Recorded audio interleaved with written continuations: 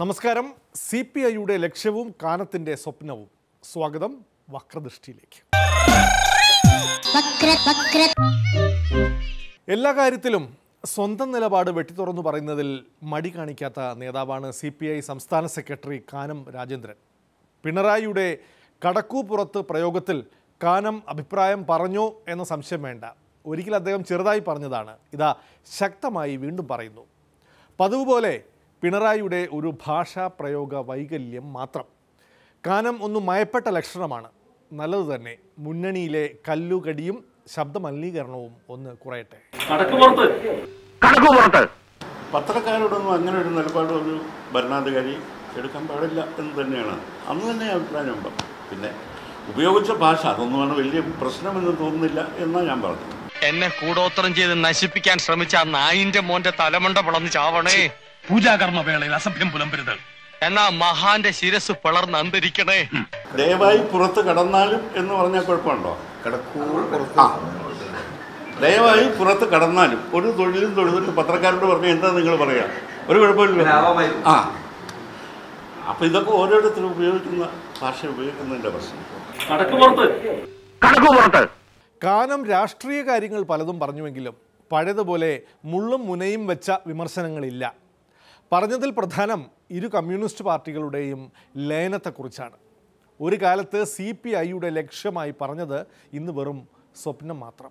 ഇതൊന്നും ലയനമൊന്നും അതൊക്കെ ഒരു സ്വപ്നമാണ്. അതൊന്നും ഞങ്ങളുടെ അജണ്ടയിലൊക്കെ ഇല്ല. യോജിച്ച് പ്രവർത്തിക്കുക എന്നതിനെക്കുറിച്ചാണ് ഇപ്പോൾ ഞങ്ങൾ പ്രാമുഖ്യം കൊടുക്കുന്നത്. അതൊക്കെ ഒരു ദീർഘകാല സ്വപ്നമാണ്. അതെ, അത് സ്വപ്നം ചിലർക്ക് ചില കാലം ഒത്തിടാം എന്നാണല്ലോ പറയുന്നത്. അല്ല, രാവിലെ രാത്രിയൊക്കെ കാണുന്ന സ്വപ്നം തന്നെയാണ് അത്. നമുക്ക് അതൊരു സങ്കല്പമാണ്. അതിൽ ആ ലക്ഷ്യത്തിലേക്കാണ് പോകുന്നത്. ഇപ്പം ഞങ്ങൾ ചിന്തിക്കുന്നത് യോജിച്ച് പ്രവർത്തിക്കുക എന്നുള്ളത്. യോജിപ്പുണ്ടായിട്ട് വേണമല്ലോ ബാക്കി കാര്യം ചെയ്യാൻ. എത്ര മനോഹരമായ നടക്കാത്ത സ്വപ്നം. നടക്കും. ഒരു ഗതിയില്ലാതെ നീ പെരുവഴി കൂടെ നടക്കും. നിന്റെ കരിനാക്കം വെച്ചോണ്ട് ചുമ്മാരുന്നേ. പോലീസ് അസോസിയേഷൻ സമ്മേളനങ്ങളിലേക്ക് വിളിക്കുമെന്ന് മന്ത്രി കടന്നപ്പള്ളി രാമചന്ദ്രൻ ഒരിക്കൽ പോലും വിചാരിച്ചില്ല. തുറമുഖവും മ്യൂസിയവുമായി കഴിയുന്ന മന്ത്രി പോലീസ് അസോസിയേഷൻ സമ്മേളനങ്ങളിൽ ആവേശത്തോടെ പങ്കെടുക്കുകയാണ്.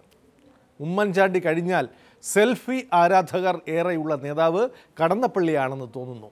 പോലീസ് സേന ഇപ്പോൾ കൂടുതൽ ചെറുപ്പമായതോടെ ന്യൂജൻ പോലീസിന്റെ സെൽഫിക്ക് നിന്നുകൊടുത്ത് കടന്നപ്പള്ളി മടുത്തു. ഇതാര് നമ്മളെ പട്ടയത്ത് പപ്പനാസാവല്ലോ? അല്ലല്ലോ, അല്ല ഉണ്ണിത്താനത്തിയാവല്ലോ. ഞാൻ ആകെ അങ്ങ് അല്ല, ഇതാര് നമ്മുടെ കുഞ്ചാകുട്ടിയല്ലോ?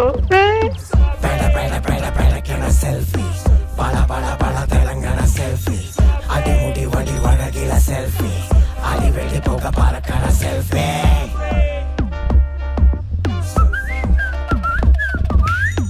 വടി കെട്ടി പിടിച്ചെടുത്തൊരു സെൽഫി, ഒട്ടിവട്ടം കെട്ടി പിടിച്ചൊരു സെൽഫി, ഉടകൂടി പൊട്ടി ചിരിച്ചൊരു സെൽഫി, തട്ടി ഞെട്ടി പൊട്ടി തെറിക്കണ സെൽഫി. കെട്ടി വെച്ച സെൽഫി, പൊട്ടി വെച്ച സെൽഫി, കാട്ടി വെച്ച സെൽഫി, പൊട്ടി വെച്ച സെൽഫി. ഇടിവെട്ടിയ സെൽഫി, വെടികെട്ടിയ സെൽഫി, തലവെട്ടിയ സെൽഫി, കുടികുത്തിയ സെൽഫി.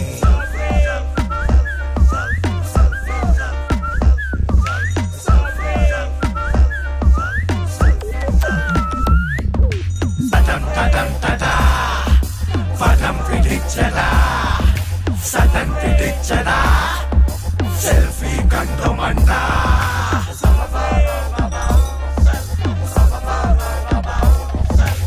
കുറച്ച് സെൽഫി, ചിരിച്ച സെൽഫി, നരച്ച സെൽഫി, ചിരിച്ച സെൽഫി. കുറച്ച് സെൽഫി, ചിരിച്ച സെൽഫി, നരച്ച സെൽഫി, ചിരിച്ച സെൽഫി. അല്ല, ഇതാരാ? വാര്യമ്പള്ളിയിൽ മീനാക്ഷിയല്ലോ. എന്താ മോളെ സ്കൂട്ടറില്? സിനിമയും രാഷ്ട്രീയവും തമ്മിൽ അഭേദ്യ ബന്ധമുള്ള തമിഴകം ഇപ്പോൾ ചർച്ച ചെയ്യുന്നത് രണ്ട് സൂപ്പർ സ്റ്റാറുകളുടെ രാഷ്ട്രീയ പ്രവേശമാണ്. കരുണാനിധിയും MGRും ജയലളിതയും അടക്കിവാണ തമിഴക രാഷ്ട്രീയത്തിൽ സാഹചര്യം നിർബന്ധിക്കുകയാണെങ്കിൽ പ്രവേശിച്ചേക്കും എന്ന സൂചന നൽകിക്കഴിഞ്ഞു സ്റ്റൈൽ മന്നൻ രജനീകാന്തും ഉലക നായകൻ കമൽഹാസനും. ജയലളിതയുടെ മരണം സൃഷ്ടിച്ച ശൂന്യത നികത്താൻ രാഷ്ട്രീയ പ്രവേശം ഇവരിൽ ആദ്യം ആരുടേത് എന്നേ അറിയാനുള്ളൂ. രജനി നൽകിയ പിന്തുണയുടെ ബലത്തിൽ പഴയ DMK TMC സഖ്യം തമിഴ്നാട് തൂത്തുവാരിയതോടെയാണ് രജനിയുടെ രാഷ്ട്രീയ പ്രവേശത്തെക്കുറിച്ച് ആദ്യം കേട്ടു തുടങ്ങിയത്.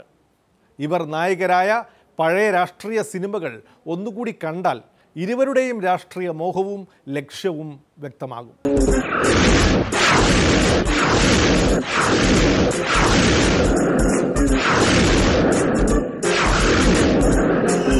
இந்த உடம்பு நான் சுத்தமாக வச்சுக்கணும், ஆரோக்கியமாக வச்சுக்கணும், இதயத்தை தூய்மையாக வச்சுக்கணும். அவ்வளோதான். அந்த ஆண்டவனில் வந்து நான் ஒரு கருவி, அந்த ஆண்டவன் வந்து பயன்படுத்திட்டு இருக்கான். இப்போ நடிகனா பயன்படுத்திட்டு இருக்கான், நடிகனா நடிச்சிட்டு இருக்கேன். நாளைக்கு என்னமா பயன்படுத்துறானோ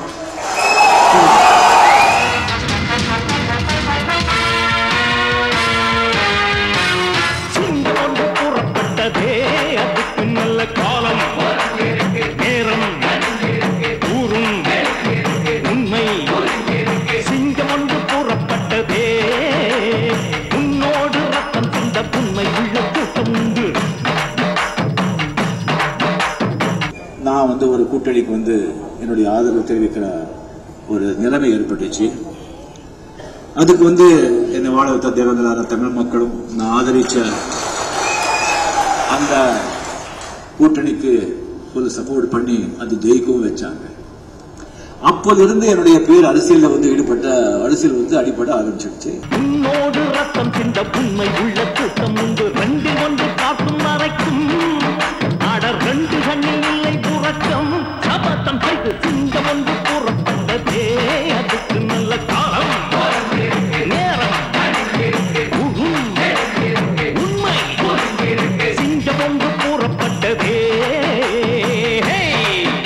நீங்க அரசியல் கட்சி ஆரம்பிக்க என்ன காரணம்? சந்திரபோஸ் சூழ்நிலை. உங்களை எதிர்த்து பல கட்சிகள் போட்டியிடுது. இந்த போட்டியில நீங்க ஜெயிப்பீங்கன்னு நினைக்கிறீங்களா சார்? நான் கட்சி ஆரம்பிச்சிருக்கிறதே இந்த போட்டியில ஜெயிக்கத்தான். ஜெயிச்சா என்ன பண்ணுவீங்க? நான் சொல்ல மாட்டேன், செஞ்சு காட்டுவேன்.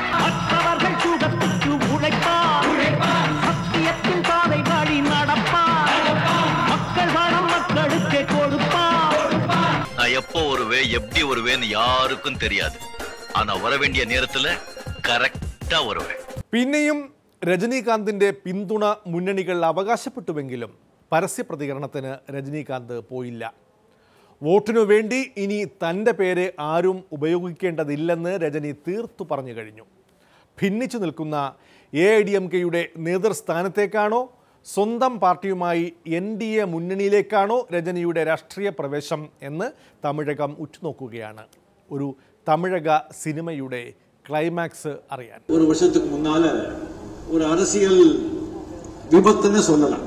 என்னுடைய மொழியில ஒரு ஆக்சிடென்ட் நடந்தது. என்னுடைய ரசிகர்களையும் சில பேர் அரசியல்ல ரொம்ப ஆர்வமா ஈடுபட்டாங்க. இந்த 1986 அந்த டயத்துல சில அரசியல்வாதிகள் அவங்கள பயன்படுத்திக்கிட்டாங்க, இவங்களும் அவங்கள பயன்படுத்திட்டாங்க. சில பேர் அதுல வந்து நிறைய பணம் கூட பார்த்துட்டாங்க ஆதாயத்துக்காக.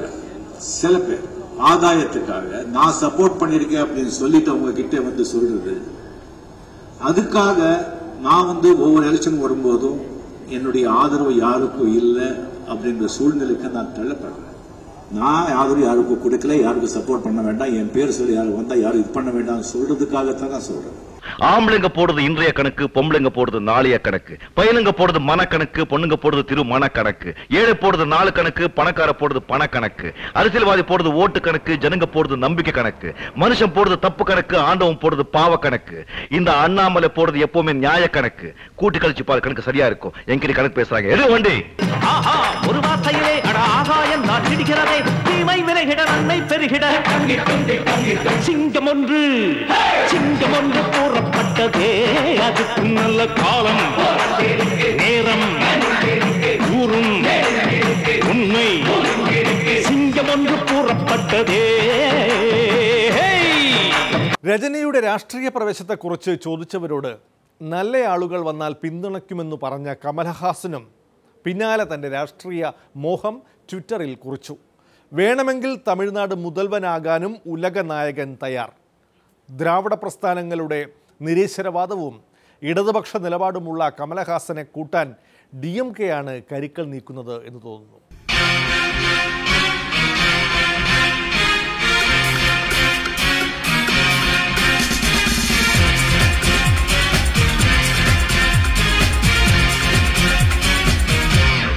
நியாயமாக இருந்தால் நல்லது நடக்கும். நியாயமாக இல்லை என்றால் இன்றைய விமர்சனங்கள் யாருக்கெல்லாம் நான் எடுத்து விநியோகம் செய்கிறேனோ அதே விமர்சனம் அவருக்கும் பொருந்தும்.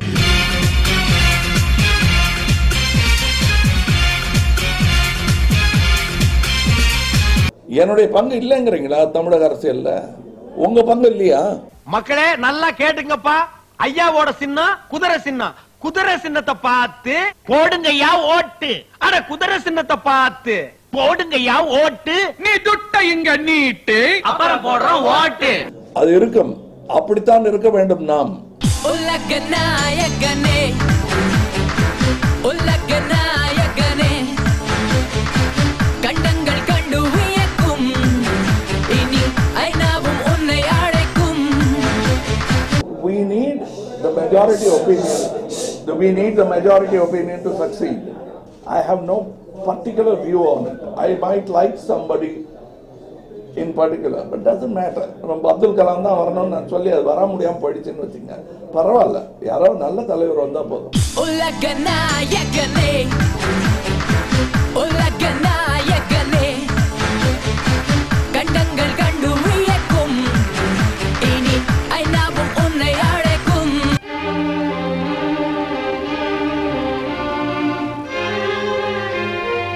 Wish you best of lucks. Come on, pour me whiskey, I say. Thank you. Cheers. Cheers. വക്രദൃഷ്ടിയിൽ ഇനി ഇടവേള. ലോക്സഭയിൽ BJPയുടെ പ്രകടനത്തിന് സ്ക്രിപ്റ്റ് ഒരുക്കിയത് കുമ്മനം.